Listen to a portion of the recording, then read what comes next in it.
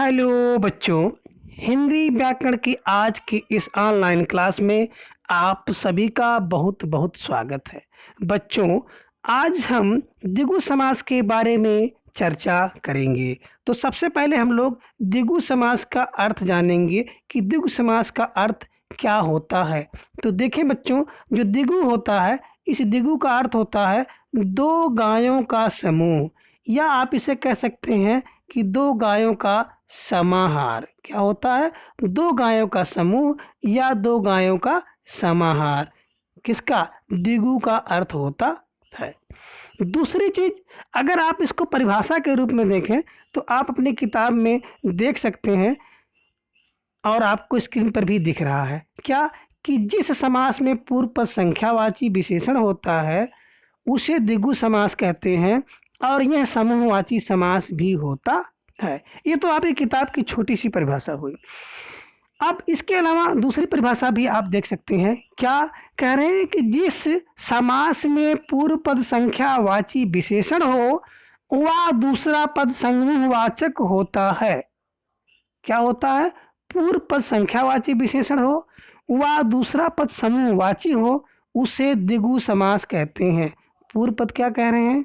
संख्यावाची, और दूसरा पद क्या हो? समूहवाची हो या समाहारवाची हो, उसे द्विगु समास कहते हैं।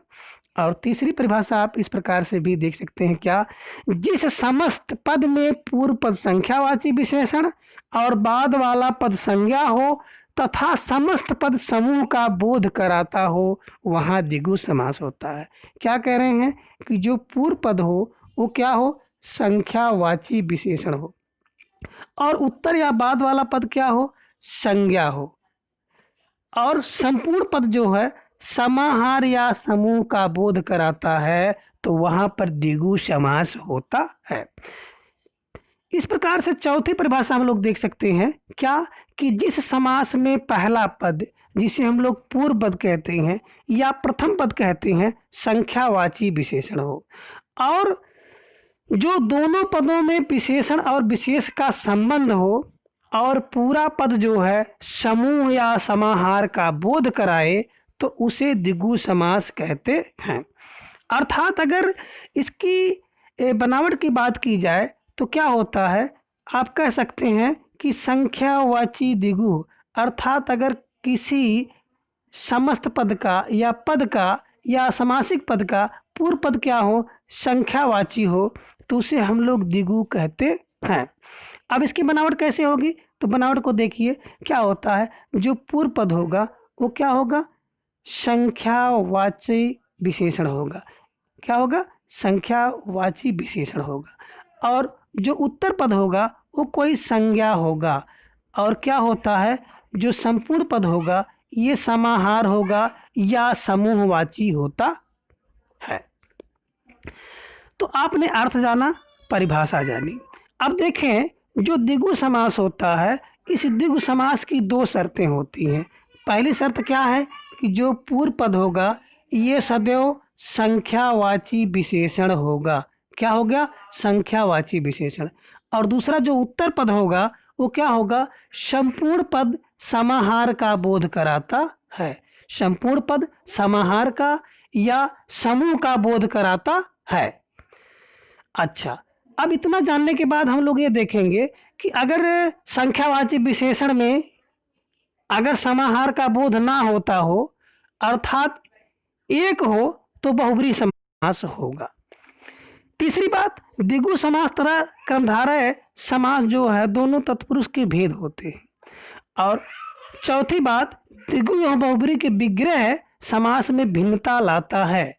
अर्थात विग्रह के आधार पर द्विगु एवं बहुब्री समास के अलग अलग भेद होते हैं।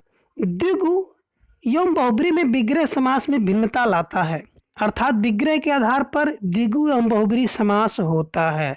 किसी समास के किसके ऊपर डिपेंड करता है? कि विग्रह किस आधार पर किया जा रहा है।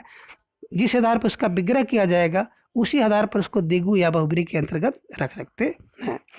अब चलें हम लोग चर्चा करेंगे कि अगर द्विगु समास है तो उसकी पहचान हम लोग कैसे करेंगे। तो पहचान देखें, द्विगु समास की पहचान करते समय पहले चीज़ क्या होता है? कि जो पूर्व पद होगा वो संख्यावाची विशेषण होना चाहिए। क्या? संख्यावाची विशेषण। और क्या होगा? तथा उत्तर पद संज्ञा हो और जो संपूर्ण पद बने ये समाहार या समूह का बोध कराए। पहली चीज। दूसरी चीज क्या होता है? अगर किसी पद में क्या हो, कोई गिनती आ जाए, कोई संख्या आ जाए, तो उसमें क्या होता है? उसमें द्विगु समास होता है। जैसे आपको एक संख्या मिल रही है ना 64, तो 64 में क्या हो रहा है? 60 और 4।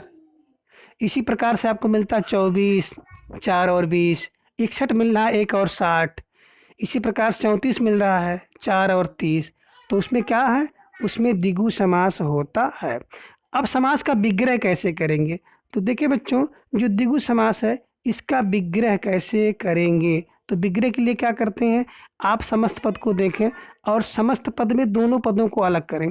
जैसे आपको दिख रहा है 2, तो आपने क्या किया? 2 और दूसरा पद क्या हो गया? पहर। अब क्या करना है? 2 और पहाड़ ये 2 पद आपको मिले, तो क्या करना है? पूर्व पद क्या हुआ? 2 और उत्तर पद क्या हुआ? पहाड़ होता है। और अब इसी उत्तर पद को आप बहुवचन में कर लेंगे तो हो जाएगा 2 पहरों, क्योंकि समस्त पद क्या होता है? समूह का बोध होता है। तो हो गया 2 पहरों। और इसी के बाद क्या करते हैं? उत्तर पद के बाद का समूह लिख देते हैं या समाहार कर देते हैं। जैसे आपने किया 2, हो गया 2 पहरों का समाहार। इसी प्रकार से चौ मतलब 4 राहों का समूह। इसी प्रकार से त्रिवेणी होता है 3 बेड़ियों का समूह। देखिए बच्चों, एक चीज ध्यान रखिएगा, किसी भी समास का विग्रह करते समय उसके पदों को अलग किया जाता है, उसके पद के स्थान पर उसका अर्थ नहीं लिखा जाता है। जैसे आपको एक शब्द दिख रहा है पंच, तो पंच का होता है 5 वटों का समूह। आप वटों के स्थान पे वृक्षों का समूह नहीं लिख सकते हैं। अगर आप लिखते हैं तो ये गलत माना जाएगा। तो आप क्या करेंगे? पंच और वटों, वट से आपने वटों किया का समूह, हो गया पंचवटों का समूह। इसी प्रकार से तिरंगा हो गया 3 और रंगों का समूह। 9 ग्रह हो गया 9 ग्रहों का समूह। तो इस प्रकार से आज की क्लास में हम सब ने द्विगु समास का अर्थ, इसकी परिभाषा और इसकी पहचान तथा विग्रह करना सीखे। अगली क्लास में फिर हम लोग किसी एक समास की चर्चा करेंगे। Thanks for watching.